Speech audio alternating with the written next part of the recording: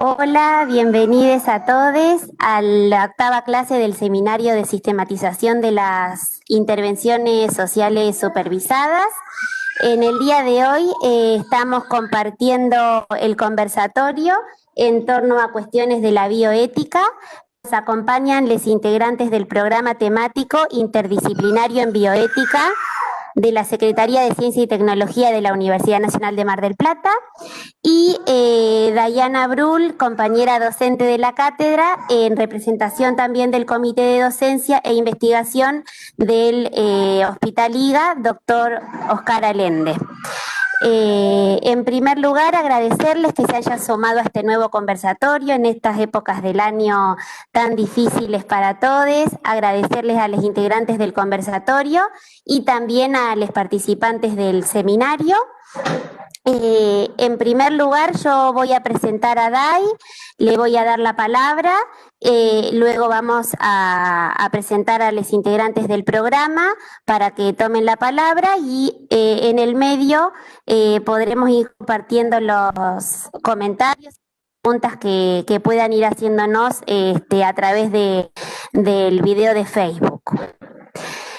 Bueno, Dayana Brul es licenciada en Trabajo Social por la Universidad Nacional de Mar del Plata, es especializanda de la especialización en violencia familiar de la Facultad de Ciencias de la Salud y Trabajo Social de la misma universidad, es jefa de residentes de Trabajo Social en el Hospital Intersonal General de Agudos, Dr. Oscar Allende, Ministerio de Salud de la Provincia de Buenos Aires.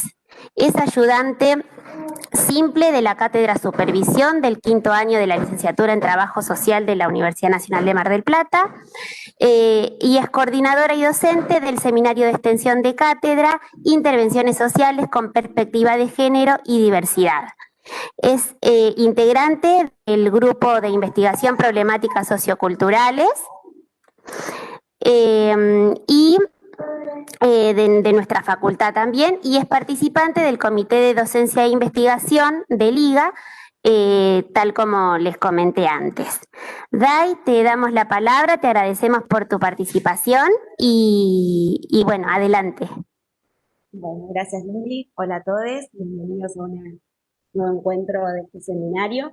Eh, Gracias por la invitación a participar.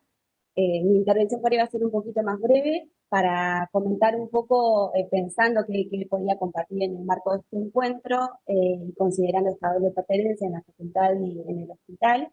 Por ahí un poco lo que le quería contar es, bueno, cómo se dan los procesos de investigación en salud y cómo se trabaja desde el Comité de Docencia e Investigación y desde el Comité de Bioética de los hospitales al momento de evaluar estos protocolos, considerando también que precisamente en el marco de nuestra cátedra, de la cátedra de supervisión, muchos estudiantes realizan sus prácticas supervisadas en el campo de la salud en general y en estos hospitales, también llamamos hospitales de escuela en particular, y hay algunas cuestiones que me parece que estaba bueno socializar, compartir, porque quizás no todos conocen cómo son estos procedimientos, así que un poco de eso voy a hablar hoy, ¿sí? Antes les comento brevemente que yo actualmente soy jefa de residentes, como presentó muy bien, en el Hospital Intersonal, anteriormente fui residente, y durante el transcurso de mi residencia tuve un acercamiento al Comité de Docencia e Investigación, que directamente no sabía que existían tales comités en el hospital, bueno, y empecé a participar ahí. La verdad que tanto a nivel profesional como personal estoy muy agradecida de poder participar de ese espacio. Yo estoy hablando hoy, pero hay mucha gente atrás y que, digamos, le da vida a este comité. Y la verdad que, bueno, participar de ahí me parece súper enriquecedor, el aprendizaje es inmenso en ese espacio, además de evaluar estos protocolos, que sería como la tarea más operativa, ¿no? Es un espacio de construcción de conocimiento, de problematización, y me parece muy interesante que podamos tener algún acercamiento a estos espacios porque permanentemente también ahí lo que hacemos es un poco cuestionarnos cómo estamos investigando en salud, qué cuestiones investigar en salud y cuáles no, cómo se promueve la investigación al interior del hospital, qué tipo de investigaciones, quiénes investigan, en fin, un montón de aspectos que me parece que fueron después de todos los que me motivaron a acercarme ahí. Eh, y bueno, yo participé y participo ahora desde otro lugar, pero comencé, como les contaba, como residente, por ahí en un espacio que estaba pensado inicialmente, o compuesto por profesionales de distintas disciplinas de planta permanente, y a poco nos fuimos sumando otras personas. Nada, lo cual creo que aporta, también está bueno pensarlo desde la mirada interdisciplinaria, que por ahí la tenemos muy presente en el marco de las intervenciones, pero les puedo asegurar que es igual de enriquecedor en cuanto a las investigaciones.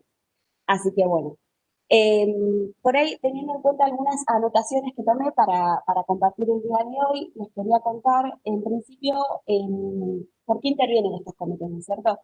Por ahí los comités de investigación, de ética de investigación, en el caso de instituciones como un hospital, en donde se llevan a cabo investigaciones con personas, lo que vienen a hacer un poco es, o lo que tiene, digamos, como eje central, es la protección de los participantes, en tanto participantes de una investigación. ¿Y esto por qué? ¿Por qué había que proteger o por qué lo pensamos en esos términos? Bueno, no es muy innovador por ahí lo que tengo para decir en eso, pero hay que proteger porque son personas y en tanto personas tienen derechos.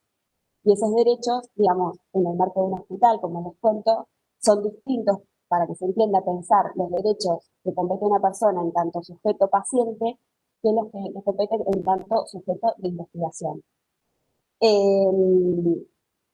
De esta manera, para diferenciar esto, como que dar un poco de claridad, por ahí las intervenciones que yo llevo a cabo como trabajadora social, en el marco de las estrategias de intervención que me puedo plantear en los objetivos de una intervención, están reguladas por ciertas guías, protocolos, leyes, que de alguna manera lo que hacen es regular el ejercicio profesional.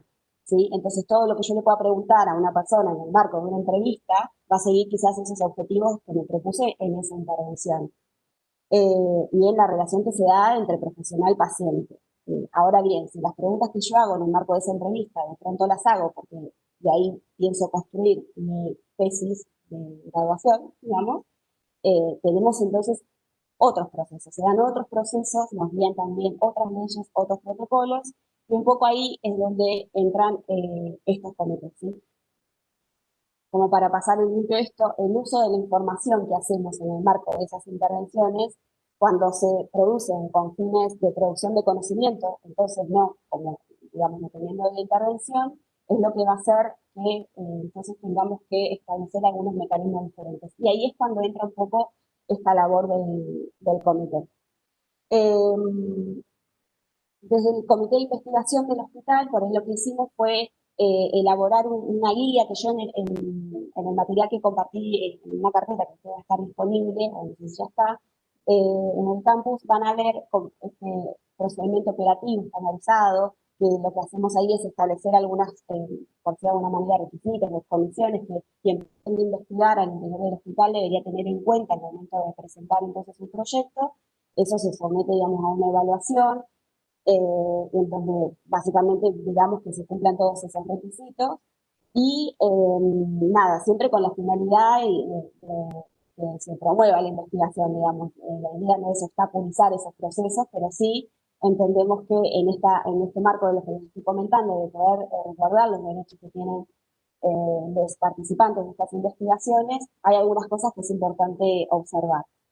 Por ahí, en algunas experiencias que hemos tenido de algunos trabajos presentados, sobre todo de estudiantes que, como les contaba al principio, por ahí pretenden elaborar sus tesis a partir de lo que fue, por ejemplo, la práctica supervisada o alguna experiencia en el hospital, no siempre tenemos, y me digo, como también habiendo sido estudiante, hecho mi práctica en un hospital y sin saber que existía este comité, y sin pasar ninguno de estos digamos, estos mecanismos, digamos, o requisitos que me solicitaron después, no sabía que tenía que presentar ahí algunas cuestiones y me encontré, como por ahí pasó con otros estudiantes también, que cuando presenté mi tesis, nada, me dijeron que estaba muy bien la presentación, había hecho una nota, pero me faltaban otro montón de papeles y cuestiones que me pidieron, que también estaba en un momento como muy cercano a la entrega de mi tesis, entonces ahí se pusieron otras cosas de intención. Entonces, bueno, la idea es que puedan conocer que estos comités están, cuál es la función y que tienen algunos requisitos y cuestiones a presentar. A lo largo de este seminario hemos visto mucho esto, o sea, en clases pasadas algunas compañeras contaron por ahí cuáles son los requisitos para la presentación a beca. Es muy engorroso, pero los tienen sus formatos de presentación, tienen sus particularidades y hay que conocerlas. Lo mismo nosotros en nuestra facultad, para presentar el plan de tesis, para presentar la tesis, tenemos tiempos, la tesis lleva un formato específico, digamos, de presentación, Entonces, bueno, en este caso es lo mismo, ¿sí? Digamos, haciendo una nota, informando al hospital que, bueno, me llamo fulanito, voy a hacer una tesis de este tema, quién es mi director, quién es mi directora, no sería ahí todo el proceso que hay que hacer. La idea es que puedan conocer de qué va este POES, digamos, qué es lo que tienen que presentar al momento de pretender hacer una investigación al interior del hospital. Eso lo evalúa tanto el comité de docencia como el comité de bioética, que es de ambos hospitales, de Liga y de INEMI. Hay plazos para esto también y hay que conocerlos, por eso que les digo que a veces los plazos empiezan a jugar en contra, que la comisión deja de atender, que tengo que presentar la tesis, que tengo que presentar el plan. Está bueno que sepan que esto puede demorar, digamos. Eh, y bueno, en definitiva, todas las tesis que se presentan, que digamos, van a ver también en el material que les compartió, que hay algunas excepciones, por decirlo así, a la evaluación de los comités de bioética, o puede haber alguna excepción a la presentación de algo que se denomina consentimiento informado, que ahora los compañeros del programa de bioética lo van a hablar un poco en profundidad. Hay algunas excepciones a eso, pero en general las investigaciones que nosotros hacemos, que necesariamente involucran a un otro, tienen que pasar, digamos, o tienen que ser evaluadas para precisamente ver que se salvaguardar los derechos y proteger que eso que estamos haciendo, digamos, respete básicamente los derechos de la persona que va a ser parte de nuestra investigación. Eh, bueno, un poco eso es lo que les quería mencionar. Dejé algo de material que creo que les puede llegar a servir, dejé algunos trabajos también como para que conozcan cómo sería el formato de presentación y bueno, los medios de contacto y demás. Estoy disponible por si tienen algunas dudas. Este año en particular no hubo prácticas en salud, prácticamente, pues, bueno, por los motivos que ya conocemos, que se pueden imaginar, pero hay trabajos que están en proceso, que por ahí se están enterando ahora o hace muy poquito se enteraron que digamos, tenemos estas formalidades, digamos, que hay que implementar, así que cualquier duda que les pueda surgir en el marco de esto, nos pueden contactar también de ambos comités o mío, los estudiantes que también lo tienen, así que bueno, eso.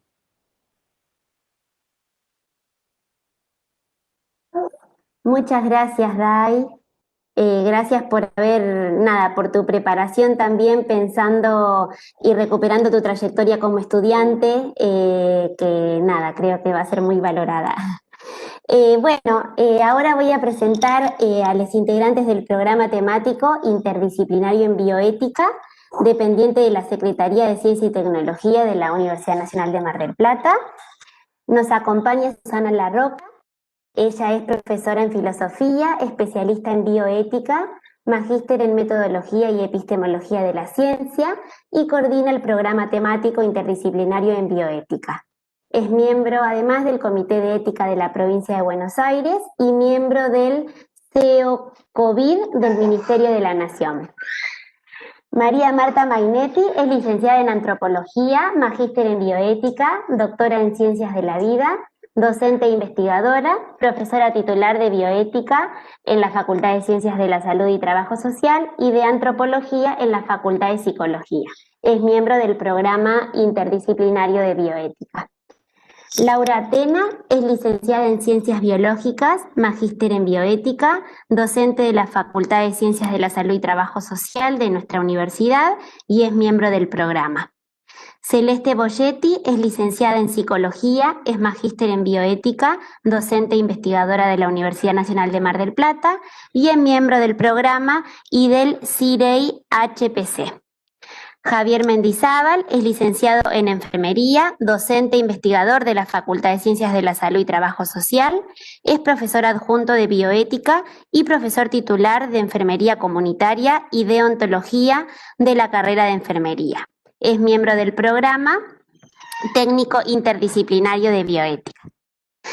Bueno, luego por ahí de esta presentación más esquemática que no quería dejar de hacer de cada uno de ustedes, les doy la palabra, va a iniciar Susana como coordinadora del programa y luego los integrantes se van a ir pasando la palabra. Muchas gracias por ser parte de este conversatorio. Muchas gracias, Luz, muchas gracias a todos. A salvedad, yo adhiero profundamente al lenguaje inclusivo, pero me cuesta hablarlo, así que yo no lo voy a hablar, pero sepan que realmente adhiero absolutamente a esa perspectiva, pero no quiero realmente empezar a poner la C donde no corresponde. Entonces, por eso quería aclararlo.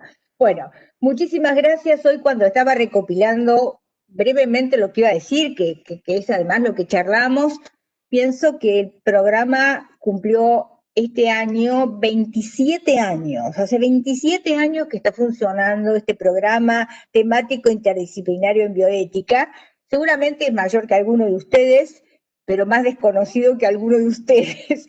¿Por qué? Porque indudablemente esta tarea que implica introducir los aspectos éticos y bioéticos, no solamente en el campo de la investigación, que nos vamos a referir en eso por la especificidad de la invitación de esta cátedra, pero el programa lo que trata es que la mirada bioética se dé también en las prácticas sociales que no son de investigación o realmente en todos los aspectos que hagan a la vida misma, porque la bioética lo que trata es prácticamente de todos los aspectos que tienen que ver con esto de ser humano y ser humano.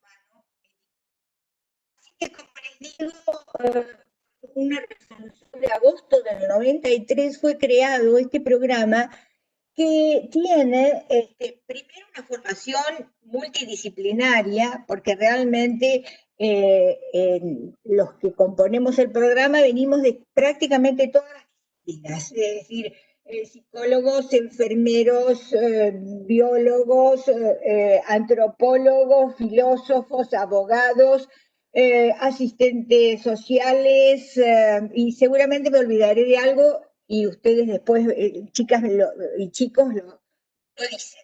Es una mirada interdisciplinaria y también bioética, y nace, digamos, con una estructura similar a cómo funciona la universidad, es decir, tiene un aspecto relativo a la investigación, tiene un aspecto relativo a la docencia, tiene otro ámbito relativo a lo que llamamos la consultoría, tanto de investigación como de otras cuestiones que tengan que ver, les digo, con la fumigación, con los humedales, con la reserva ecológica, es decir, la bioética fundamentalmente se ocupa de un sinnúmero de cosas y una parte muy importante del programa de bioética tiene que ver con la investigación. Entonces, esas áreas de docencia, extensión, investigación y consultoría hacen que, por eso se llama programa, cuando vemos los aspectos exclusivos de la investigación en la universidad, ad hoc para hacer la evaluación bioética de los proyectos de investigación. ¿De dónde depende este programa? Depende de la Secretaría de Ciencia y Tecnología, y en este momento, como la Secretaría de Ciencia depende del vicerrector, dependemos directamente de ella. Según cómo se distribuyen las funciones, dependemos del rector o del vicerrector. Y la idea es tener una relación permanente con la comunidad. Por eso voy a referirme mínimamente a las otras para dejarles a mis compañeros la tarea de investigación, que es la central. En el ámbito de docencia, por ejemplo, tenemos una tarea muy importante porque desde que está esta nueva comisión, es decir, durante muchísimos años este comité fue coordinado por el doctor Justo Sanier. Y desde el año 2012 está este nuevo grupo que ha tomado la posta y ha continuado por este camino, ¿no? Y hace 5 años firmamos un convenio con UNESCO y estamos realizando una serie de cursos en el marco del desarrollo que UNESCO realiza en educación. Esos cursos ya debemos llevar 6 o 7 cohortes, en los cuales lo que hacen es de pronto dar nociones mínimas de qué es la bioética, de qué se ocupa y por qué, como dijo Dayana, deberíamos, por ejemplo, en el caso de la investigación, proteger a un sujeto que participa, porque lo protegemos no solamente porque es una persona digna, que eso va de suyo, sino porque realmente la investigación implica un proceso en que no sabemos si lo que vamos a investigar es bueno o malo. Y esa persona se ofrece para poder dilucidar esa cuestión. Ahí viene la necesidad y la responsabilidad de la protección. Todo sujeto de investigación no sabe si lo que investigamos va a estar bien o no, porque si lo supiéramos de antemano, ¿para qué hacerlo? ¿Para qué investigar? O sea que indudablemente esta tarea que Dayana señaló muy bien es muy importante y lo ideal tal vez sea que no se disocie la tarea de lo que se llama el comité de docencia con la del comité de bioética o en el caso de la universidad lo que es la evaluación de los pares a la evaluación bioética. Porque, a ver, no hay evolución, no hay una evaluación bioética correcta si el proceso de investigación no es correcto, porque entonces estaríamos sometiendo a maleficencia a las personas. Entonces es necesario que se combine lo que llamamos la evaluación de los pares o la evaluación metodológica o la evaluación científica con la evaluación ética. ¿Y por qué deberíamos hacerlo? Indudablemente porque una cosa por lo que ya dije, y otra cosa es porque los fines que persigue la investigación también deben ser evaluados. La ciencia no puede realmente hacer todo lo que le plazca, sino que tiene que hacer todo aquello que produzca beneficencia. No puede la ciencia hacer maleficencia. Es una cuestión absolutamente pregnante. Entonces, después de haber hecho durante varios años cursos de investigación, hace 2 años empezamos a hacer cursos de ética de la investigación. Y en este momento nos es grato decir que justamente porque la pandemia interrumpió un montón de cosas, estamos colaborando, que iniciamos un curso de bioética asistencial en el Comité de Ética Central, que tiene la plataforma en el gobierno de la provincia de Buenos Aires, para todos los miembros del Comité de Ética que se han formado a partir de una preocupación del gobierno bonaerense de que todos los comités de ética, perdón, que todos los hospitales tengan su comité de ética para ayudar a la toma de decisiones. La toma de decisiones que nos ha puesto la pandemia es realmente compleja y no depende exclusivamente de un estándar, ni depende de una receta, ni depende exclusivamente de un procedimiento. Por lo tanto, lo que pueden hacer los comités de ética acá asistenciales cumple un rol importante. Y la verdad que para mí como coordinador es un orgullo importantísimo que este comité esté al más alto nivel de la provincia de Buenos Aires haciendo docencia. Creo que es uno de los logros en una época tan oscura, es como un hilito de luz que nos hace sentir orgullosos. No sé si me olvido de algo y si no me meteré en algún momento porque quiero dejar a mis compañeros que van a tomar cosas mucho más precisas del proceso de investigación. Así que creo que, María Marta, tengo que cederte la posta, ¿no? Dale, bueno, sí, vamos completando. Bueno, hola, es un gusto realmente, reitero los agradecimientos que ya han dicho mis compañeras y bueno, también me da mucha alegría poder estar con estudiantes de trabajo social a quienes aprecio y quiero un montón. Y bueno, voy por ahí a rebobinar un poco porque venimos hablando de ética, de comités de bioética y pensando también bueno, en esta carrera específicamente en trabajo social, quería como decirles dos palabras de qué es la bioética y por qué existen los comités de bioética. Porque quizás ustedes tienen más conocimiento sobre, a lo mejor sobre ética en general, o sobre deontología, que es la ética de las profesiones. Es decir, para ustedes la palabra ética no es para nada desconocida. Ahora, ¿qué es bioética? ¿No? Porque en realidad hay quienes dicen, bueno, la bioética es una ética aplicada al ámbito de la salud, pero es una definición un poco reducida porque no alcanza eso, porque más que eso. La ética es una disciplina que está inserta en la filosofía, ¿no? Una rama de la filosofía. Y la bioética es más que eso porque trasciende las distintas disciplinas. Hoy en día, por ejemplo, no existe una carrera de bioética, por ahora, una carrera de grado. Entonces, quienes se dedican a la bioética provienen de otras profesiones y se han especializado posteriormente, ¿no? Porque la bioética requiere fundamentalmente la interdisciplina, eso es fundamental.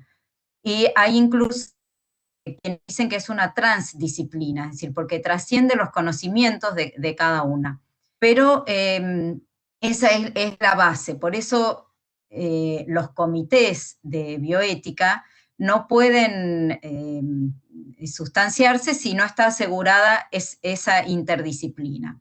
Ahora bien, la bioética es una interdisciplina, una transdisciplina, como queramos llamarla, que no tiene muchos años, ¿no? No es como la ética que existe desde hace más de 2000 años, sino que la bioética existe desde hace unos 50 años aproximadamente. Y cuando surge, en realidad surge con un montón de problemáticas o reflexiones que tienen que ver con cómo hacer frente a esta distancia cada vez más grande que se puede observar entre el avance de la ciencia, por un lado, y los valores, es decir, cómo conjugar, ¿no? Una ciencia que esté orientada por valores, ¿no? Porque la ética es justamente eso, la ética trabaja o reflexiona sobre los valores morales, ¿no? Es todo otro terreno que tampoco es desconocido para ustedes, pero que implica continuas reflexiones, ¿no? Si ahora tuviéramos que decir, bueno, ¿qué valores morales ustedes priorizan o ustedes consideran que son buenos? ¿No? Y acá empezaríamos, ¿no?, a discutir y saldrían, a lo mejor no todos estaríamos de acuerdo con lo mismo, etc. A la vez estos valores están insertos en normas, en derechos, por eso, por ejemplo, los derechos humanos son fundamentales para la bioética, porque justamente constituyen, ¿no?, ese fundamento, valores morales, derechos humanos, principios, las leyes también, porque las leyes intentan proteger valores, así como los derechos.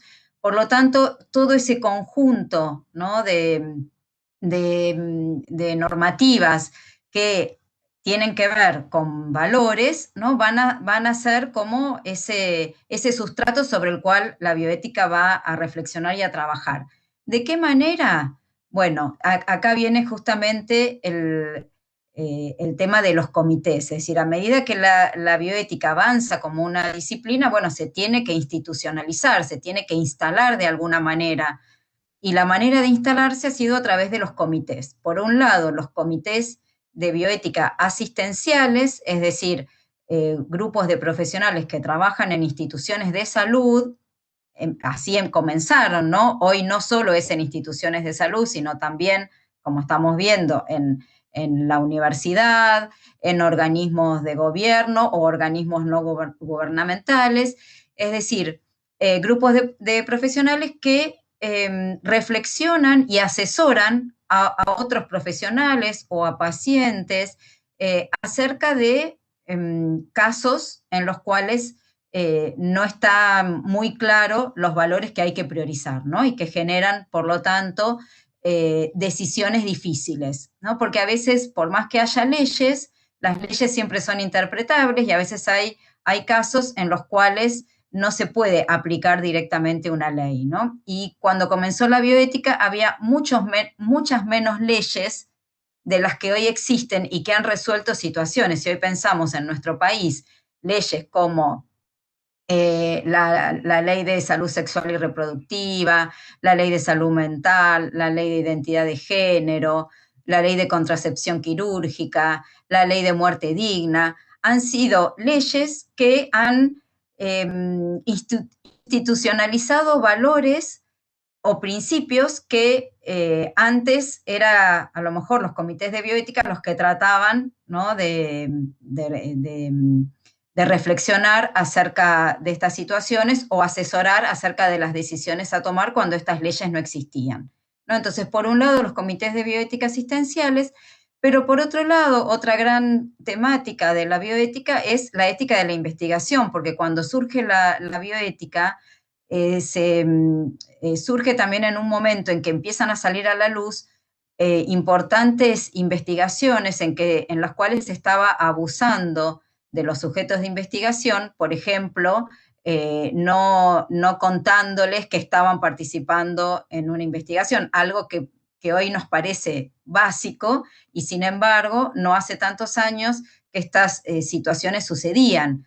Entonces, hay un principio que para la bioética es fundamental, que es el principio de autonomía, es decir, la capacidad y el derecho que tienen las personas a poder decidir, a estar informados para, ya sea recibir un tratamiento o participar de una investigación. La bioética, por eso, trabaja también con principios, dijimos autonomía, el principio de justicia y equidad, es decir, son principios que orientan hacia ciertos valores.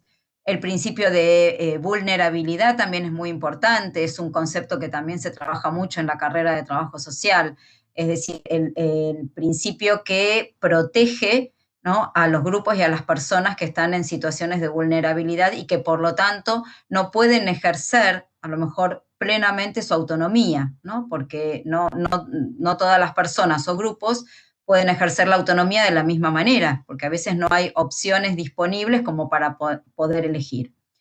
Bien, entonces para dejar también acá a mis compañeros que sigan y que puedan aportar algo más, y ir al tema que más específicamente dentro de la bioética les interesa más a ustedes, que es, bueno, cómo se realiza una evaluación de un proyecto de investigación, centrado siempre, para que ustedes se imaginen, el sentido que tiene la evaluación de los proyectos de investigación. Se enraiza en todos estos valores, en poder proteger justamente a quien es más vulnerable, que si pensamos quién es más vulnerable, los investigadores o los sujetos. Y bueno, entonces la protección a los sujetos está a partir de la ética, ¿no? Y por lo tanto a partir de los comités de ética de la investigación. Entonces dijimos, por un lado, los comités de bioética asistenciales y por otro lado, los comités de ética de la investigación, que tienen los mismos fundamentos, pero que se dedican específicamente a evaluar proyectos de investigación.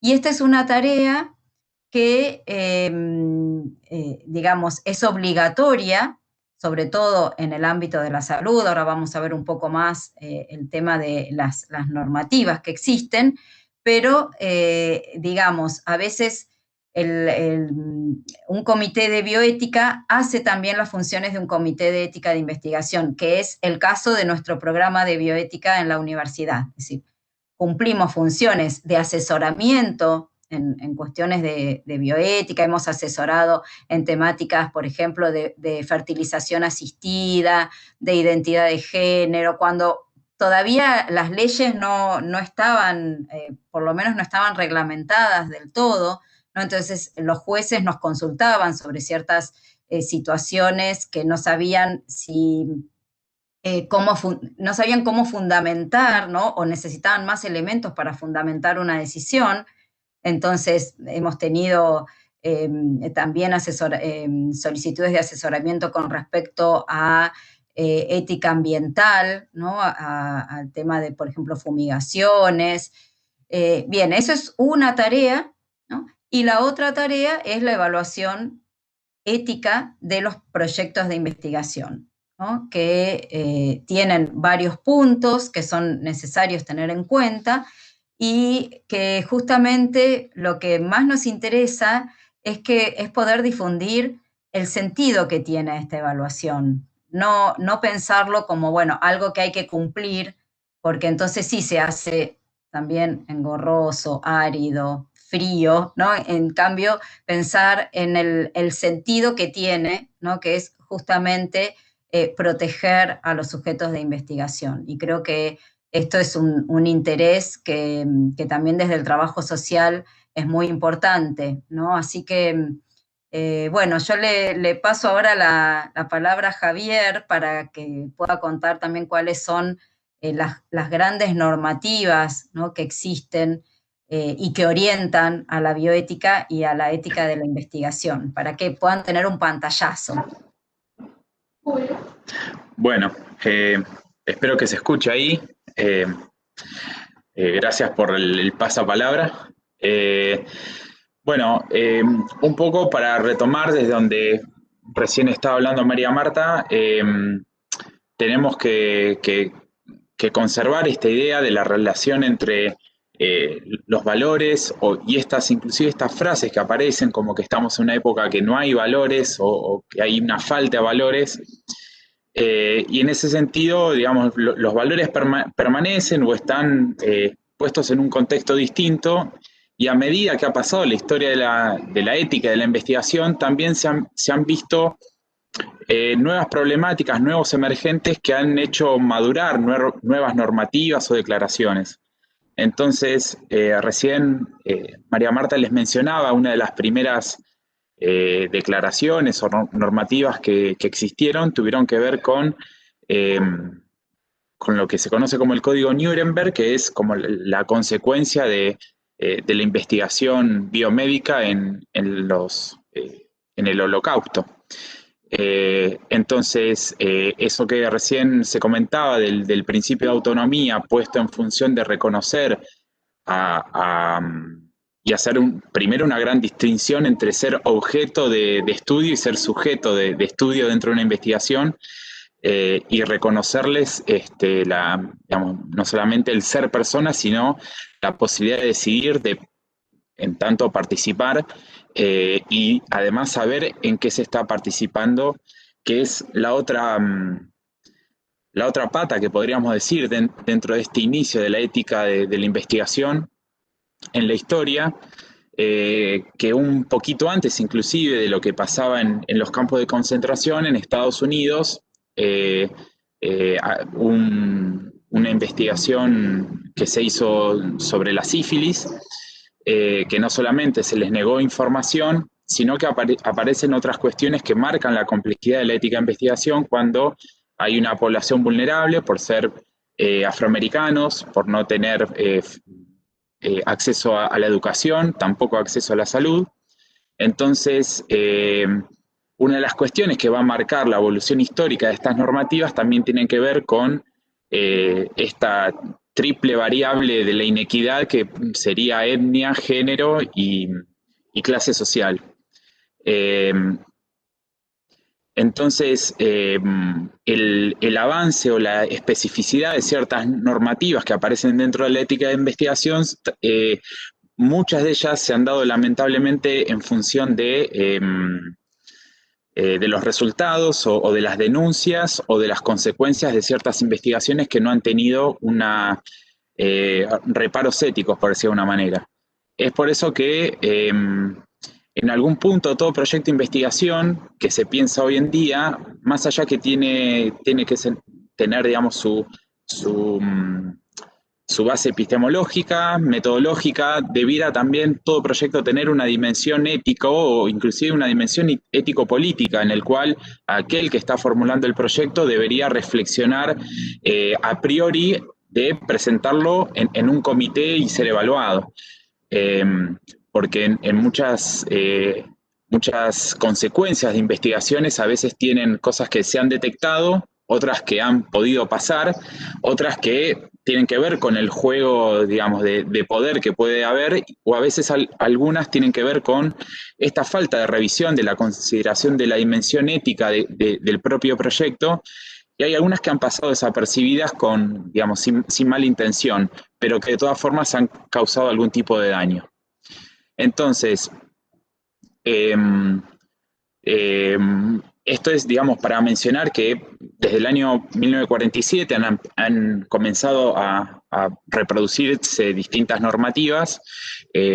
Una de ellas, como les comenté, fue el Código de Nuremberg, Posteriormente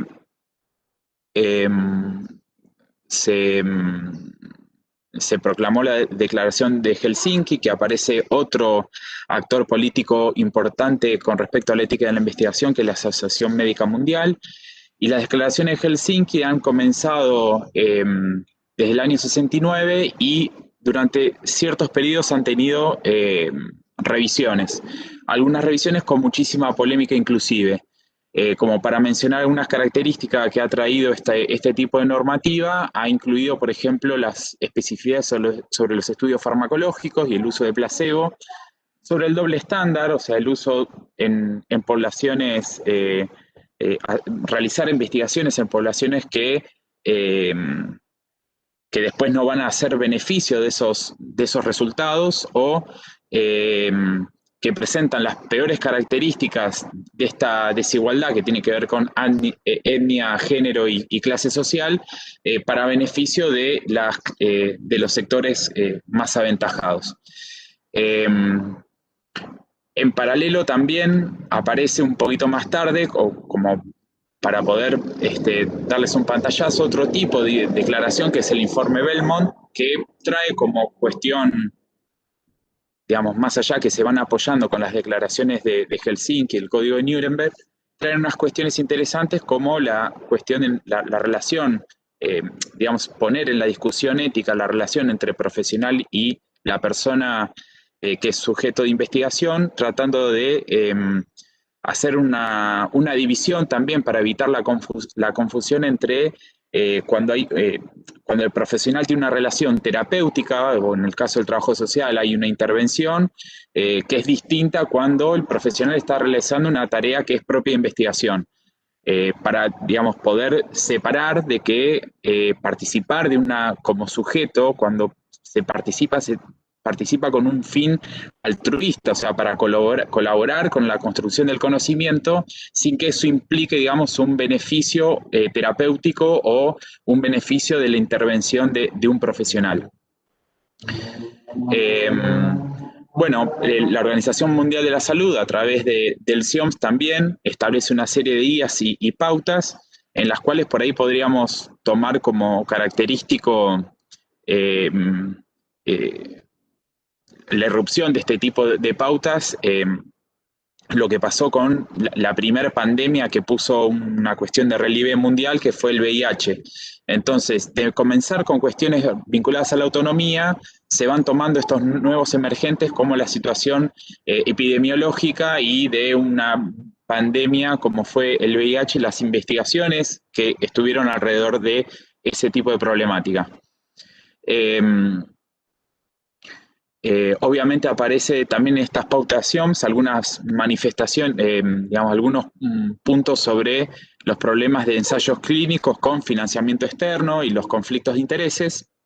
Y otra cuestión, como documento importante, mencionar la Declaración de UNESCO sobre los principios bioéticos y los derechos humanos, que también, digamos, más allá de utilizar los principios bioéticos y ser una herramienta, una guía muy importante para los profesionales, y es un documento que es bastante sintético y bastante práctico como para tener de manual de consulta permanente, también han incluido después una resolución desde UNESCO con otro emergente que, bueno, se ha investigado con los pueblos originarios hace muchísimos años, pero aparecieron reparos éticos particulares para este tipo de población.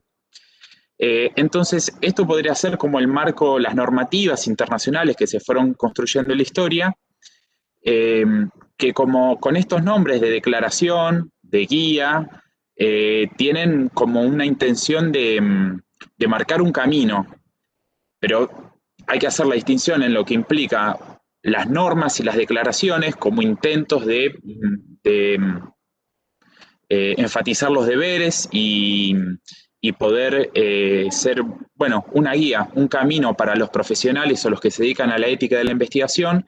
Esto también, como se dijo hace un ratito, debe ser acompañado por una legislación que también contemple la obligación que no solamente implique un obrar correcto, sino también que de algún modo ponga un límite o sancione quien no cumpla con estas cuestiones.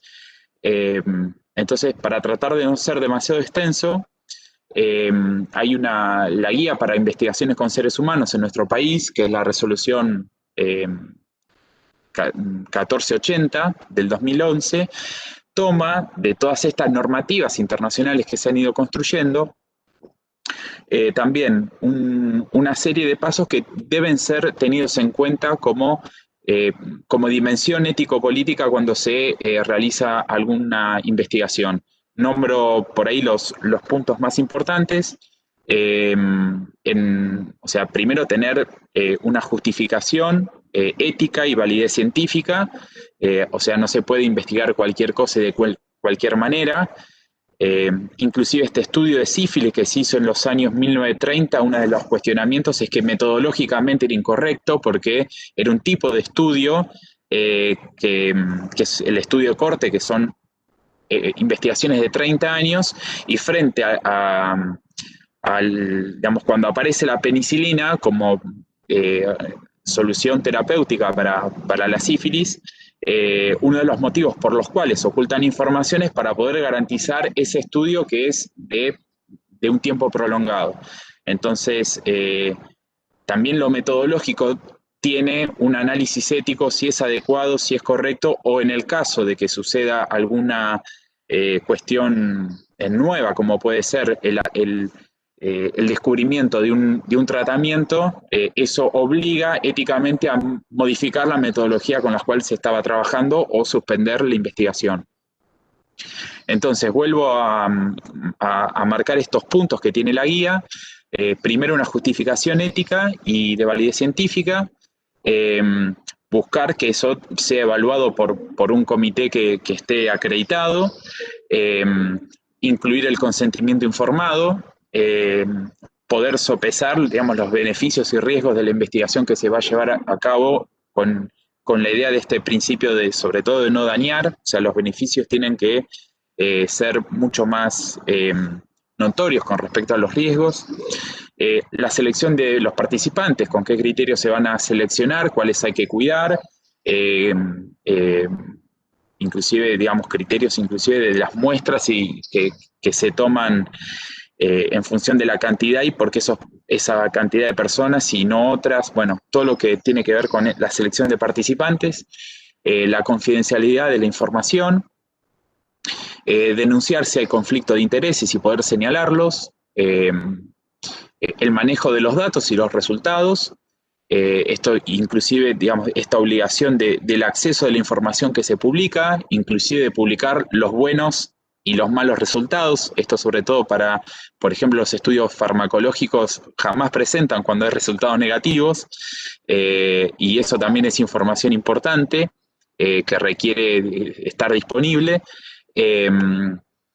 Y algunas cuestiones que son más específicas, como puede ser el uso de tejidos, células o material higiénico, tiene como unas consideraciones particulares, y de la misma forma los ensayos clínicos, sobre todo farmacológicos. Después hay otras leyes que vienen a colaborar, o sea, estas resoluciones como una gran guía, y hay otro marco legal que viene a colaborar con estas normativas internacionales aplicadas y que tienden a cuidar a las personas o a los pacientes. Como se mencionó hoy, la ley de muerte digna en realidad tiene ese nombre y así la conocemos, pero es la ley de los derechos del paciente en relación con los profesionales y las instituciones de salud. O sea, una ley que de alguna manera cuida a las personas de aquello que los profesionales y las instituciones de salud han abusado y ha sido necesario ponerle un límite. A estas cuestiones se le puede sumar inclusive la ley para prevenir y sancionar y erradicar todo tipo de violencia con las mujeres, que le dedica la modalidad de violencia obstétrica, nos las dedica al equipo de salud completo. Bueno, alguna ley más como para mencionar importante, aquellas que la 25.467, que es el Sistema Nacional de Ciencia y Tecnología, que viene un poco a generar mayor regulación sobre la investigación, sobre la estructura y la responsabilidad del Estado, y también la Ley 11.044, que esa es provincial, la Ley de Salud Pública e Investigación en Salud, que ha tenido, digamos, su reglamentación ha sido muchísimos años después.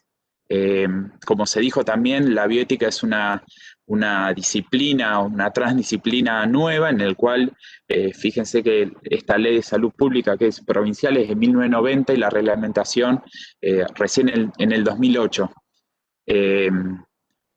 Cuestión importante para mencionar de esta ley, bueno, que hay un reconocimiento de grupos que pueden ser vulnerables, como los pacientes, las personas que tienen afectada su salud mental, las mujeres en todo el ciclo reproductivo, consideración del ciclo vital, los recién nacidos, los niños y adolescentes y esta cuestión de la autonomía gradual.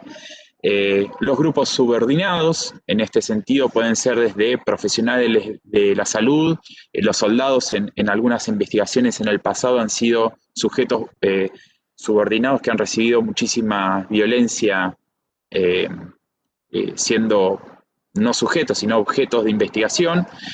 Entran también los estudiantes, que muchas veces son facilitadores de información para muchas investigaciones. Y también esta ley lo que trae es regulación en tanto los funcionamientos de los comités y de las sanciones para aquellos que no cumplen con este marco legal.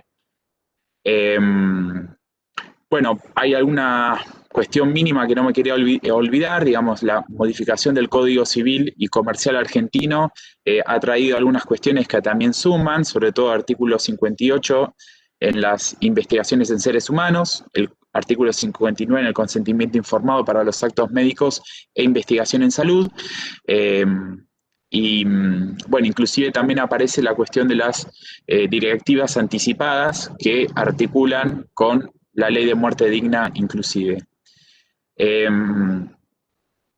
Entonces, este marco legal y sobre todo las guías que le habías mencionado hace un rato que implican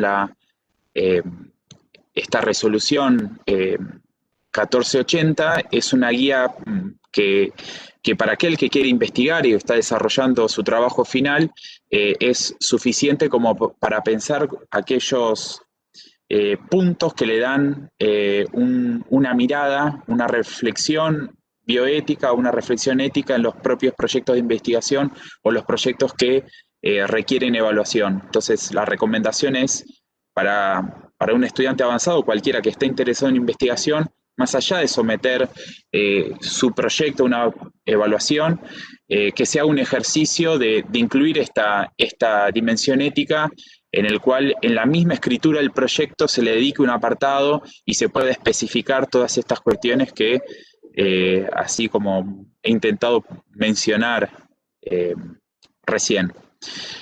Bueno, no me quiero extender más porque tengo un problema con el uso del tiempo, pero bueno, continuaría según tengo entendido Laura, ¿no?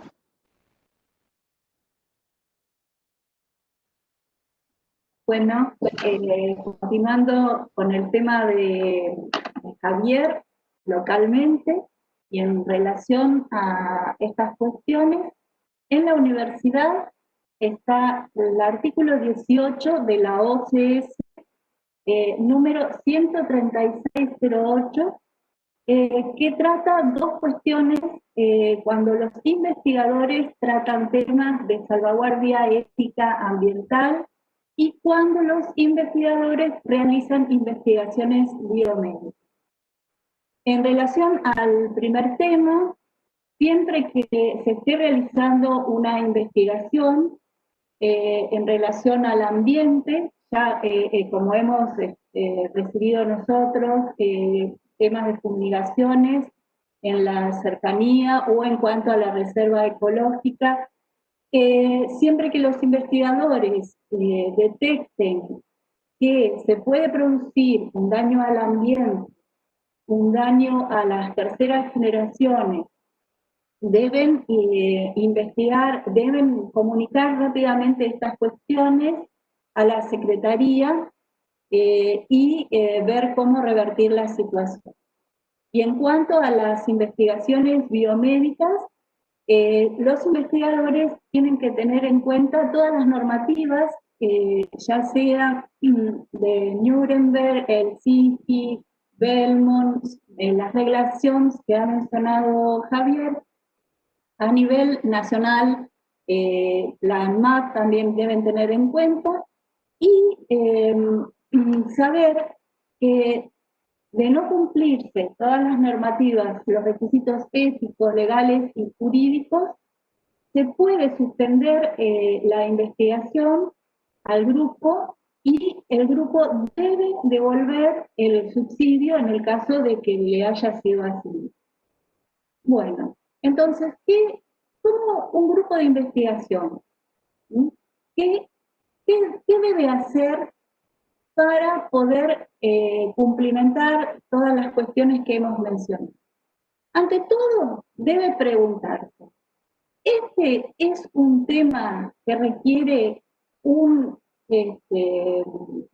requisito ético? Si la pregunta es sí, también tiene que preguntarse si los temas en que van a trabajar, por ejemplo, farmacología, si van a trabajar con muestras biológicas, si van a trabajar con historias clínicas, si van a hacer investigaciones sociales, psicológicas, si van a hacer investigaciones clínicas.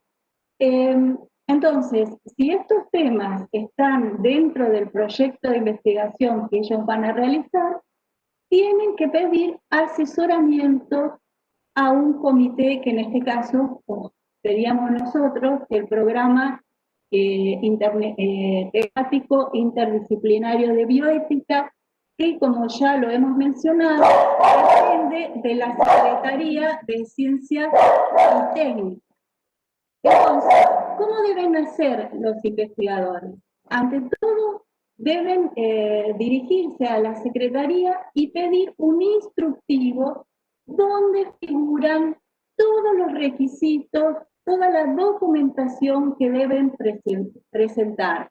O sea, los currículums del director del proyecto, los currículums de los investigadores, o sea, el lugar donde se va a realizar la investigación, la metodología que van a utilizar, el protocolo de investigación. Una vez que tienen toda la información, ¿sí?, deben llevar a través de la Secretaría de Investigación de la unidad académica en que trabajan, deben mandar al programa temático interdisciplinario de bioética con copia para la Secretaría de Investigación y Tecnología.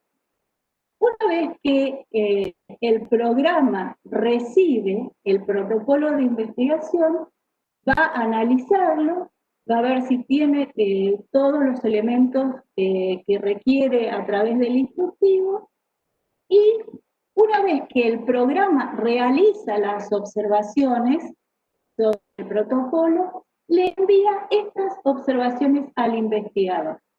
¿Qué hace el investigador?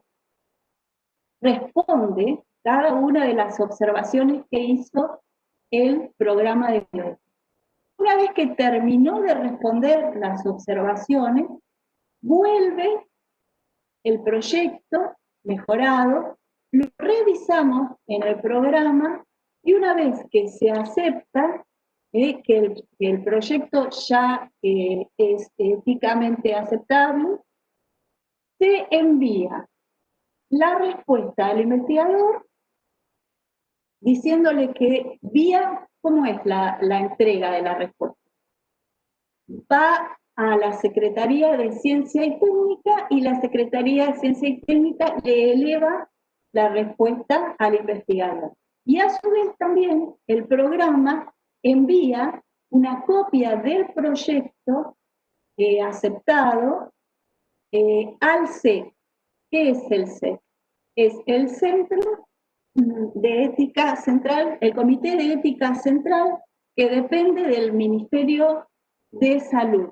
O sea, porque tiene que quedar una copia de todos los proyectos que realiza el PTIB en el CEC. Bueno, lo mío era cortito, espero haber sido clara, y después, si quieren, nos hacen algunas preguntas. Le paso la palabra a Celeste.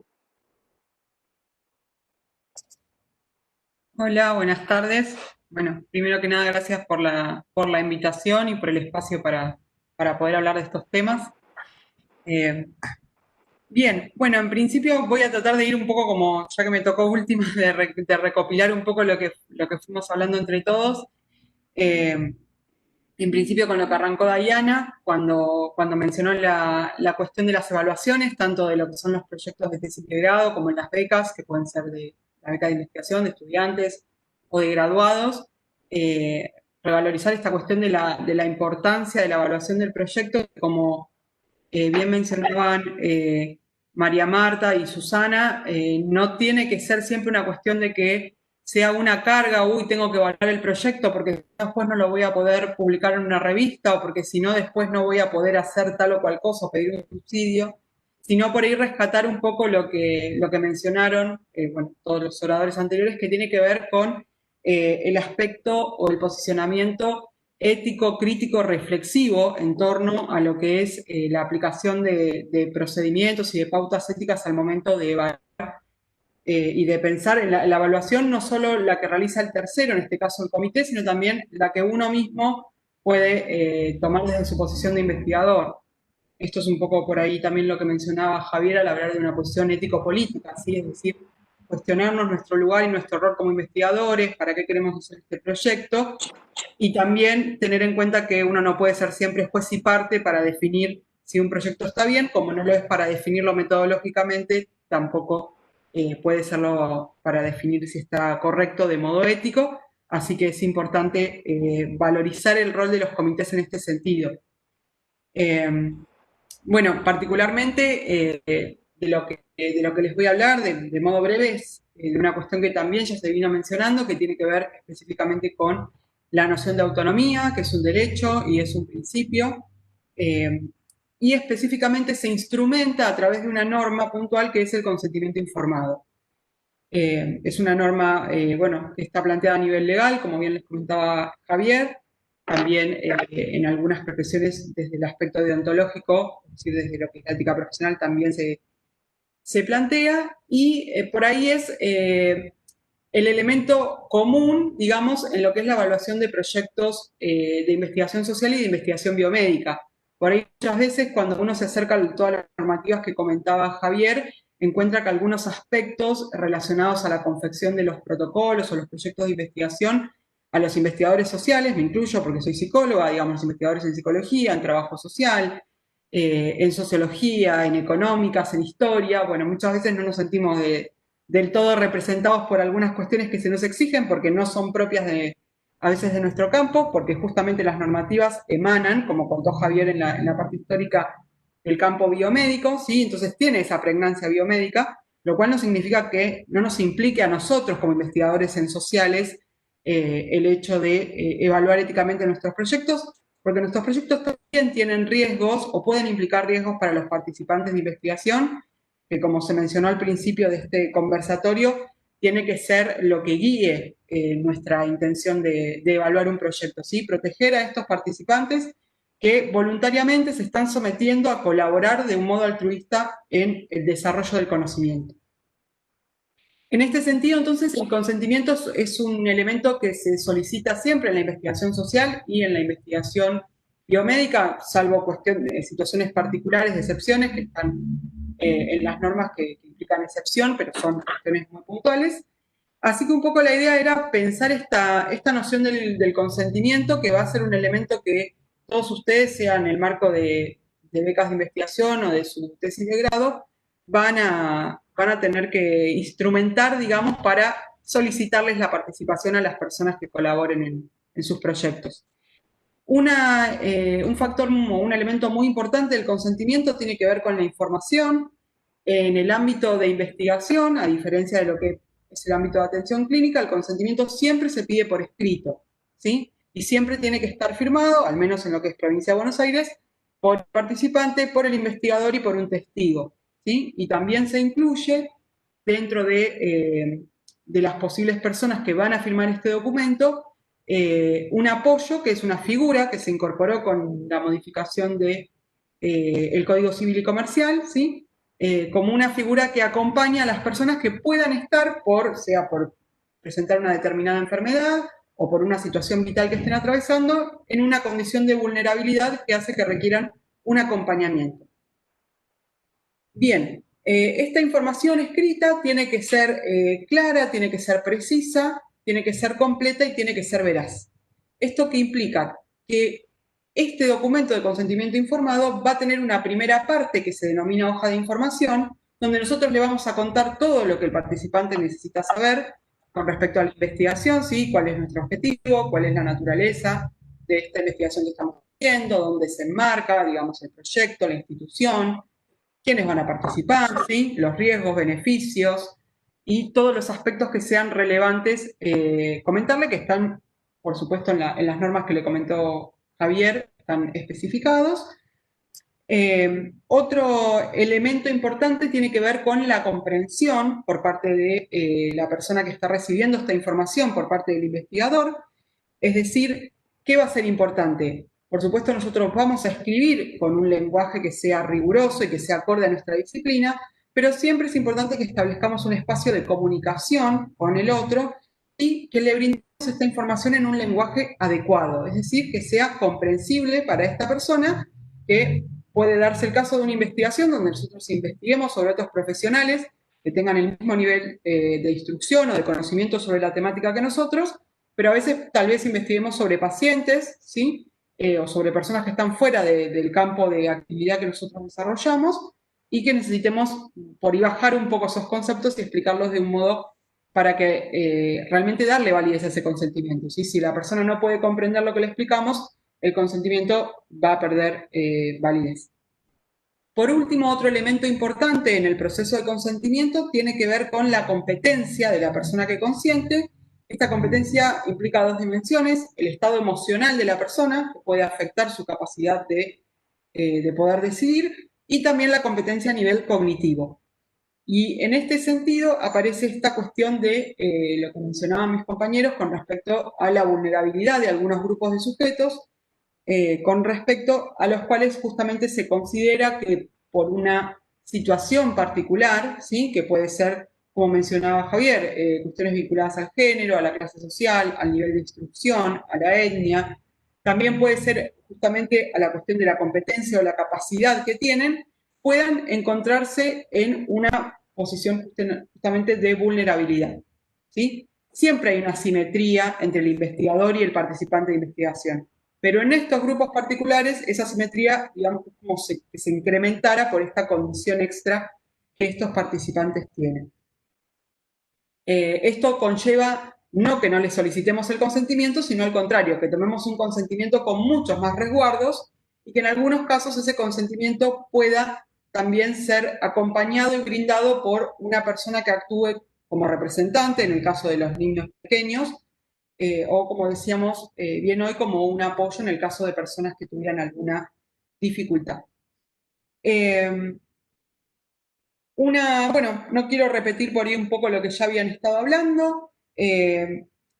Me parecía muy importante rescatar por ahí una cuestión que habían mencionado, sí, creo que estuvo en el discurso de todos, que tenía que ver justamente con rescatar la aplicación de la norma desde un posicionamiento reflexivo, ético y crítico, y no en la aplicación, digamos, heterónoma y porque sí, digamos, porque lo dice la ley y quedarnos ahí, sino rescatar el valor que tienen en sí mismas las normas y entender que las normas básicamente son instrumentos para proteger derechos y principios que tienen un valor en sí mismo, y un poco, bueno, lo que iniciaron diciendo Susana y María Marta, siempre terminamos hablando de valores cuando hablamos de ética en investigación, y bueno, es lo que queremos proteger y defender, por lo menos intentamos. Así que bueno, muchas gracias y dejo abierto para que retome la coordinadora. Bueno, muchas gracias Celeste, muchas gracias a todos, súper claro. La verdad que bueno, es un gusto escucharles. Yo me iba haciendo preguntas, pero a medida que fueron interviniendo, medio que las iban respondiendo, así que estuvo muy aceitada también la participación de cada uno. Les voy a compartir, tenemos buenos saludos en el Facebook. Ahí nuestra adjunta de cátedra, Paula Meschini, les manda un saludo muy afectuoso y lamenta no haber podido sumarse. Les voy a leer algún comentario que me han mandado mis compañeras esperen que lo tengo que buscar de otro dispositivo. Y bueno, y después también algún comentario que nosotras mismas nos íbamos compartiendo. Pau Cam dice, más que importante la ética profesional en la investigación y evaluación de situaciones, buscando el bien común y evitar subjetividades, buscando el asesoramiento, la comunicación desde y con las personas y áreas pertinentes.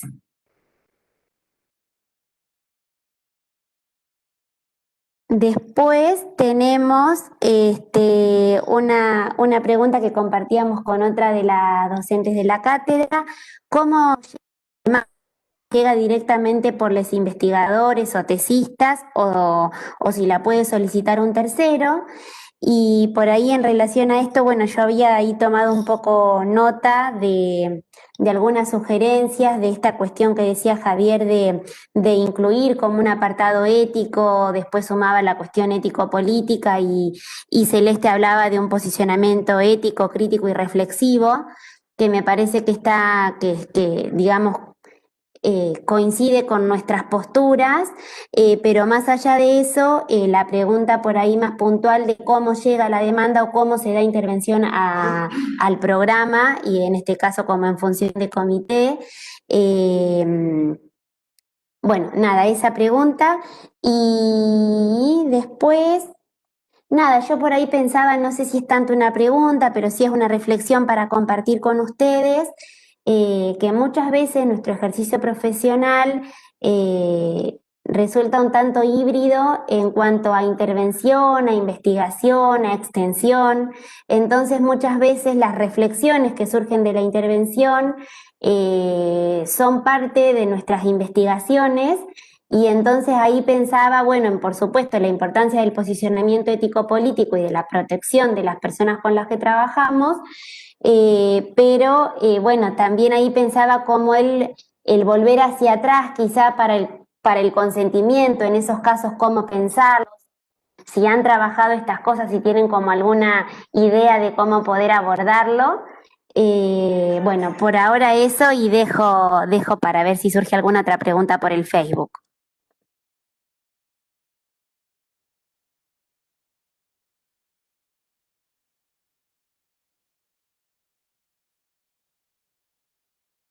A ver, empiezo yo y después pueden seguirle el resto. La idea de que la pregunta tuya, Luz, de cómo llega al PTIB, bueno, una cosa era cómo llegaba y otra cosa es cómo llega ahora, porque la pandemia también hizo cambios al respecto. Es decir, estaba muy regulada la idea de que el investigador o el tesista, en el caso de que se necesitara una evaluación bioética de las tesis de grado, que cuando intervienen con seres humanos también requieren una revisión o una mirada bioética, generalmente el investigador, sea tesista o no, pasa toda la documentación, primero hace la consulta al PTIB para que le dé toda la documentación que necesita.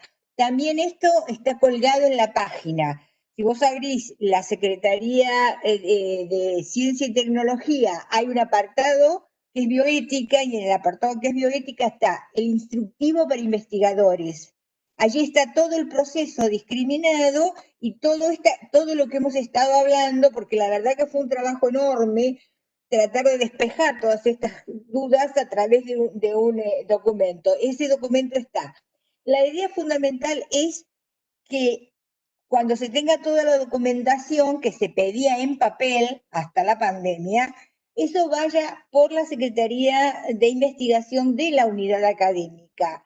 El objetivo principal es que la unidad académica sepa que se está investigando, porque muchas veces como saltean a la unidad académica, y entonces la unidad académica no sabe realmente que se está realizando esa investigación. Entonces esa es la idea. Primero va a la unidad académica, luego antes hacíamos que fuera la Secretaría de Investigación, ahora pasa directamente al PTIB, con copia a la Secretaría para no hacerlo más, ¿cómo se llama?, tortuoso el proceso, Y luego todo lo que dijo Laura, luego se devuelve a la Secretaría de la Unidad Académica y de ahí al investigador. Y cuando iba por papel, iba por bolsa, o sea que hoy lo presentaba y se llevaba en papel. Ahora en la pandemia es imposible eso porque no estaban funcionando las distintas divisiones, entonces lo que hacemos directamente es que se mande al PTB. Y creo que lo vamos a conservar siempre y cuando podamos hacer como la idea de notificar a la unidad académica qué es lo que está pasando, ¿no? Porque si no, queda una información perdida.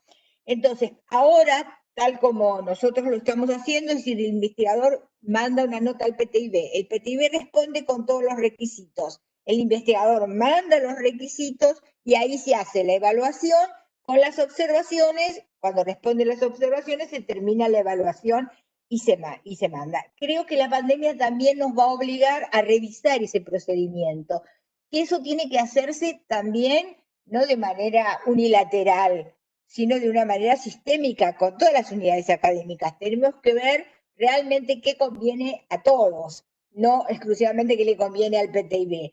Eso por un lado. Y por otro, también la pandemia dejó pendiente un proyecto que teníamos, que eran las comisiones de ética en algunas de las unidades académicas.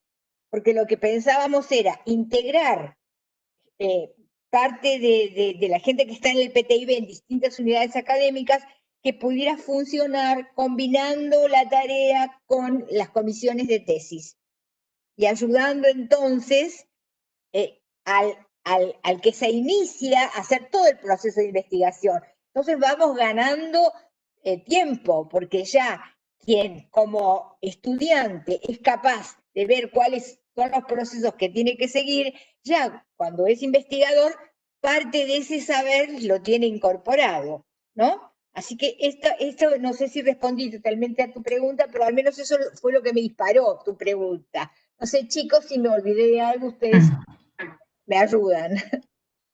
No, yo quería sumar un poquito algo que a lo mejor les interesa específicamente, que es el tema de las tesinas o las tesis de grado, trabajos de investigación final, que, bueno, en realidad no hay una reglamentación específica que diga que tienen que pasar por una evaluación bioética, salvo en los casos en que, por ejemplo, vayan a hacer una investigación en una institución de salud. Entonces, ahí, por ejemplo, si van a hacer una investigación donde van a hacer entrevistas a personas que, ya sea que trabajen en el hospital o que sean pacientes, esto es un poco también lo que contaba Dayana al principio. Entonces, ahí el mismo comité de docencia e investigación de esa institución va a solicitar que ese trabajo, esa tesis, se haga con todos los recaudos éticos y por lo tanto venga ya con el aval de bioética. Y van a decir, bueno, a ver, esta tesina, ¿de dónde es? Ah, es de la Universidad Nacional de Mar del Plata. Entonces tiene que venir con el aval del programa de bioética. Entonces ha pasado que algunas tesis, por ejemplo, de trabajo social, van al hospital y ahí les dicen que tienen que ir al programa, entonces ahí se hizo la evaluación y se volvió, y bueno, es verdad que eso lleva un tiempo, por eso está bueno saberlo.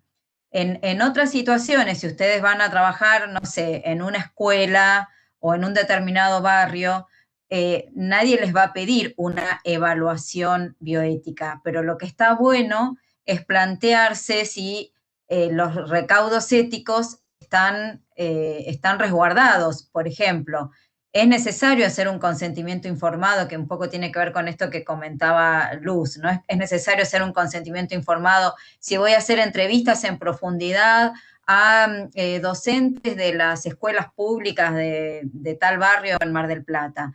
Bien, la verdad que a lo mejor nadie se los va a exigir, pero es un derecho de las personas, ¿no?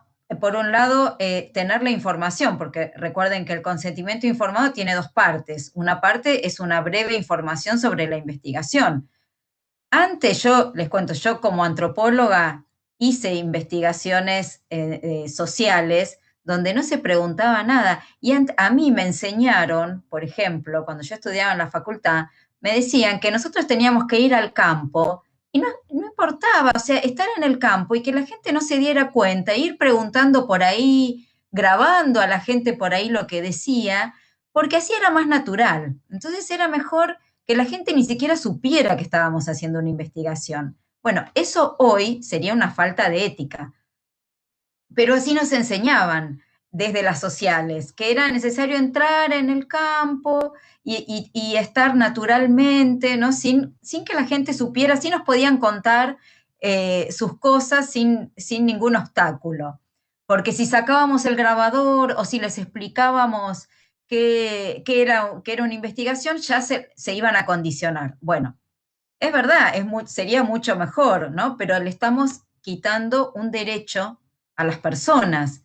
Entonces, las personas tienen que saber que se trata de una investigación, que lo que ellas digan es confidencial, es decir, que nadie va a divulgar que tal persona con nombre y apellido dijo tal o cual cosa, no importa lo que sea, ¿no? Pero que esos datos son confidenciales, que los resultados de esa investigación se van a publicar.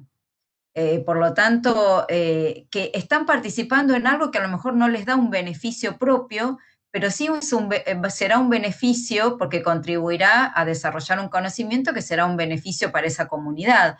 Entonces, todo eso es importante que esté presente y me parece que si eso en una tesis de grado ya puede estar presente de alguna manera, aunque capaz que no llega al comité de bioética, o a lo mejor sí, pero si no llega, pero sí empezar a pensar que, bueno, que es importante hacer un consentimiento informado, a veces escrito, a veces oral y ahora virtual, ¿no? Porque son distintas modalidades, pero el objetivo es el mismo, que las personas sepan que si se les hace una pregunta que no quieren responder, no tienen obligación de responderla, que si no, cuando se dieron cuenta que a lo mejor no les interesa participar en esa investigación, entonces que tienen la libertad de hacerlo. A ustedes les habrá pasado como estudiantes, que tienen que contestar muchas veces encuestas pertenecientes a un proyecto de investigación de algún docente, y viene el docente y dice, bueno, a ver, les quiero proponer que contesten esta encuesta. Bien, y si ustedes todavía no aprobaron esa materia, bueno, obvio que van a contestar por las dudas, ¿no? Es decir, van a estar en un lugar de subordinación. Y eso también hay que tener presente, ¿no? De que aún estando en un lugar subordinado, y especialmente estando en un lugar subordinado, uno tiene todo el derecho de no contestar esa encuesta, ¿no? Entonces, eso es muy importante, porque si no, seguimos reproduciendo formas de poder que van en desmedro de las personas, ¿no? Así que, bueno, no, eso, no más. Yo si puedo haría un comentario en función de esto que está diciendo María Marta también, porque, o por lo menos, ustedes me corregirán desde trabajo social, pero hay una cuestión entre la sistematización de la práctica, el análisis de una intervención y la investigación, que a veces se traza como una línea más fina y parece, o sea, porque es producción de conocimiento también. Entonces, o por lo menos la mínima experiencia que yo tengo es que a raíz de la gran experiencia práctica en el campo, después prácticamente tenés los datos para poder hacer una investigación sin tener que volver al campo. Entonces creo que esa es una situación que es particular del trabajo social. Entonces yo creo que en esto que hoy se decía desde Celeste, que hay que, de esta actitud, digamos, de tener este espíritu reflexivo y crítico, debieran pensarse también esta cuestión que yo digo de la dimensión ética, en tanto si a raíz de una experiencia significativa, de una práctica, una intervención que fue planificada, que tuvo una finalidad de aprendizaje, o que está en el marco de una planificación, yo obtengo información que es valiosa y considero, bueno, acá tengo todo como para hacer mi propia tesina, uno, por ejemplo, lo que puede considerar es yo la información ya la tengo. Entonces, yo tendría que hacer un consentimiento informado al cual voy a volver a esas personas a las cuales obtuve información y decir, bueno, hicimos una actividad delimitada, yo ahora con esto que vivimos quisiera hacer una tesina y tengo intenciones de publicar algo al respecto. Y ahí solicitar el consentimiento si eso que ya me dijo eh, la, la, la persona, el cual me dio cierta información que yo que ahora pienso que puede ser una tesis, bueno, ahí presento un consentimiento informado porque yo ahora tengo otro objetivo que no es, digamos, la consecuencia de la intervención social, sino ahora yo tengo otra finalidad que es distinta. Entonces, la información ya la tengo, pero se desarrolló en un marco distinto al cual yo ahora voy a procesar los datos con otra finalidad. Entonces, por ahí esos son instrumentos o por lo menos tener esta actitud de buscar estrategias de consentimiento informado, porque para también considero que el trabajo social también se enfrenta con problemas de por ahí tener que pensar en consentimientos comunitarios, en el cual yo por ahí, esta cuestión de estar desarrollando una intervención que está planificada, por ejemplo, en un comedor, en la cual yo leí, Diana puso ahí esta cuestión de sacar fotos y demás, bueno, por ahí, en vez de pedirle por escrito a cada persona que me consienta, donde por ahí hay niñes, hay adolescentes, hay ancianos, está la que cocina, está, bueno, por ahí poder plantear que dentro de esa intervención inclusive hay una posibilidad después que eso se transforme en algún tipo de proyecto de investigación o de tesina y demás. Entonces, aunque sea como mínimo, plantearlo, o sea, blanquear esta situación, esta posibilidad para estar impregnado de esta dimensión ética cuando se piensa en investigación y decir, bueno, tengo el consentimiento de este grupo como para que yo esto en algún momento no solamente lo piense como una tesina y si llego a publicar algo, también la responsabilidad del compromiso de decir, bueno, los resultados yo los voy a traer y se los pongo arriba de la mesa y van a estar accesibles para el que lo quiera leer. Entonces, estas actitudes que intentan tener este espíritu crítico y reflexivo que nos pide la ética, si uno los trae más allá de estas guías específicas que a veces todavía están mirando más a la cuestión biomédica, por decir de una manera, y están un poquito ahí viendo cómo incorporan cuestiones específicas de las ciencias sociales.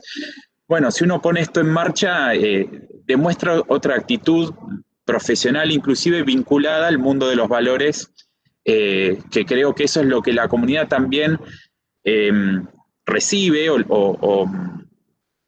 o también asegura de que ese vínculo que también tiene la universidad con las comunidades y con la población sea fuerte, sea de respeto mutuo y que también de alguna manera garantice que esos vínculos no se rompan, porque también cuando hay una comunidad que se siente utilizada, nos cierran la puerta con toda la razón del mundo y tal vez eso no tiene una consecuencia aparentemente grave, pero por lo menos sí sabemos que tiene una consecuencia ético-política que nos tenemos que hacer cargo. Entonces, me parece que es un arma de esta cuestión de pensar aquello que trae mi práctica como estudiante, aquello que trae mi práctica desde la intervención, desde el cuidado para enfermería o desde la disciplina en la que estoy trabajando, también tengo que considerar que inclusive hasta los trabajos prácticos, que no dejan de ser pequeñas publicaciones que hoy se suben a un campus virtual, que son posibles de viralizarse tal vez. Bueno, todas estas cuestiones tienen que tener, digamos, tenemos que estar atravesados. Si las gafas violetas son para el género, tendríamos que tener unas gafas que nos den una perspectiva ética cada vez que estamos interviniendo como docentes o investigadores o no sé, a veces inclusive inclusive en el mundo de la extensión, ¿no? Bueno, me callo.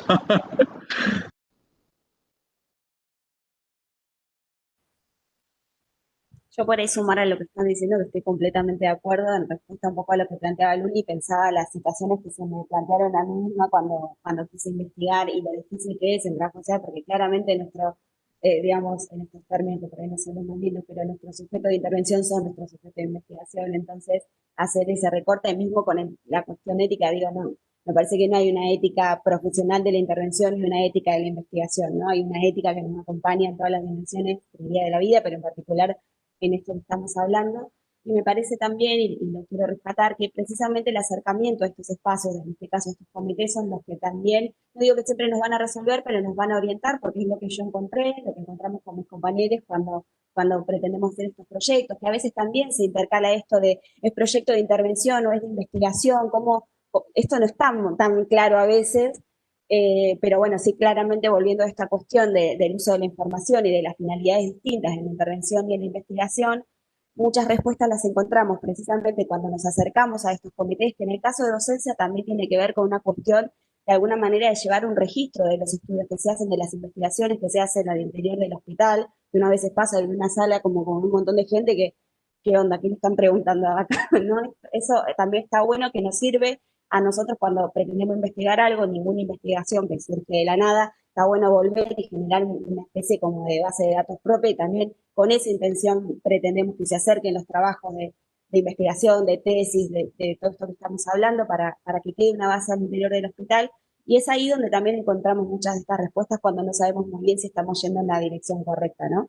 Porque tal vez pensamos, ¿y ahora cómo lo vamos a hacer? ¿Cómo volvemos a esa persona que capaz que uno se puede hacer la tesis hasta, no sé, un año después de que ya estuvo en el hospital y nos ahogamos en esa tapita de Coca-Cola que decimos, bueno, ¿cómo hacemos con esto? Y la verdad que nos han dado respuestas que nos ayudaron un montón, a veces quizás no es un consentimiento informado lo que hay que presentar, quizás es una declaración de confidencialidad, digo, hay varias cuestiones que nos orientan y que está bueno que volvamos a estos espacios, coincido con la importancia también de tener esta actitud y esta predisposición de entender que, bueno, de solicitar esta ayuda, digamos, en los casos en los que la necesitamos y no dar por sentado que, bueno, como ya pasó un año o es un estudio retrospectivo o lo que sea, entonces no tiene que pasar por esas instancias. La verdad es que no, porque va a pasar esto que mencionaba María Marta, que lo menciona porque nos pasa mucho, de hecho, eh, que creo que presento la nota al comité avisando que voy a investigar y listo. Y resulta que después, no, el comité nos manda 2 hojitas o 3 de todo lo que hay que presentar y decimos, no, entonces, ¿cómo? ¿No? Y esto que decíamos al principio, nos empiezan a correr los plazos, que tengo que presentar el plan, y la verdad es que coincido con esto que mencionaba Susana, de que ya desde las comisiones de tesis también tendríamos que por ahí manejar mejor la comunicación y demás para que cuando son investigaciones con estas características, donde sabemos que se les va a solicitar eh, estos requisitos, estos protocolos, ya desde la comisión, por ahí desde las unidades académicas lo puedan informar a los estudiantes y que no se encuentren con esa respuesta por ahí 15 días antes de cuando pretendían presentar el plan de tesis, por ejemplo, ¿no?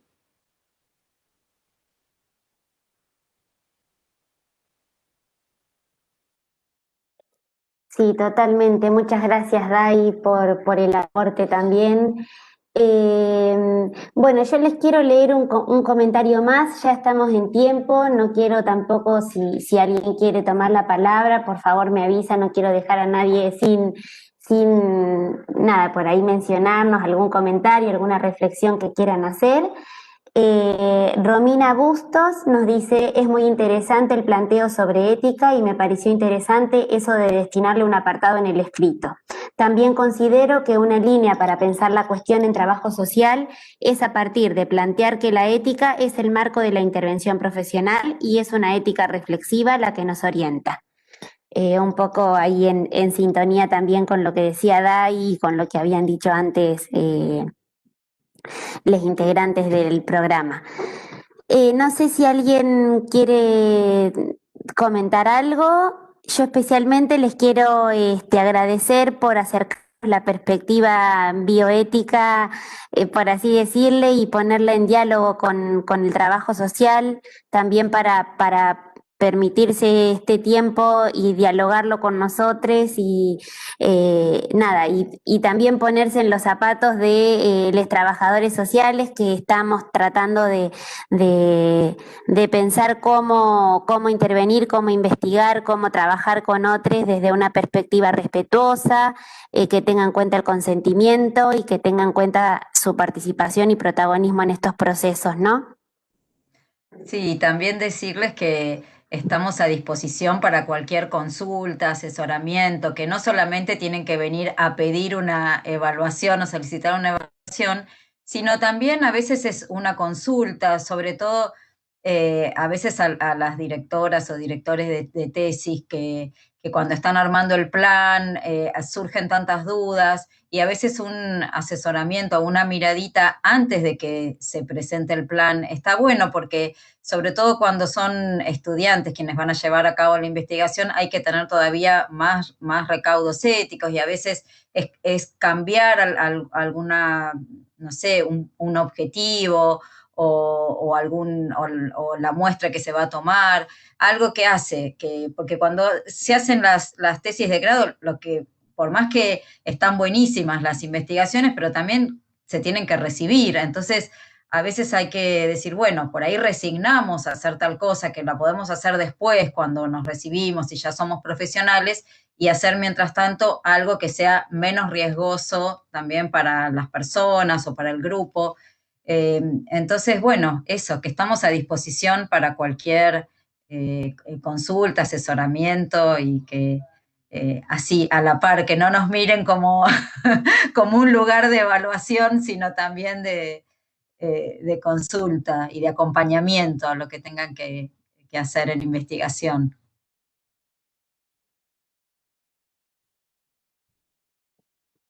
Muchas gracias, María Marta. Bueno, entonces vamos cerrando el espacio. Quiero agradecerles nuevamente. Muchas gracias por hacerse también un espacio en este momento apretado del año. Y un avisito para quienes están cursando el seminario, que bueno, van a encontrar en la hoja de ruta también algunos videos que hemos seleccionado en relación a la escritura académica. Así que bueno, eso, agradecerles nuevamente, saludarles y bueno, que tengan una linda semana. Gracias a ustedes también y saludos a todos los estudiantes y graduados que están por ahí escuchando. Gracias, Luz, por esta oportunidad. Nosotros aprendemos con esto también. Muchísimas gracias. Adiós entonces. Chau, gracias.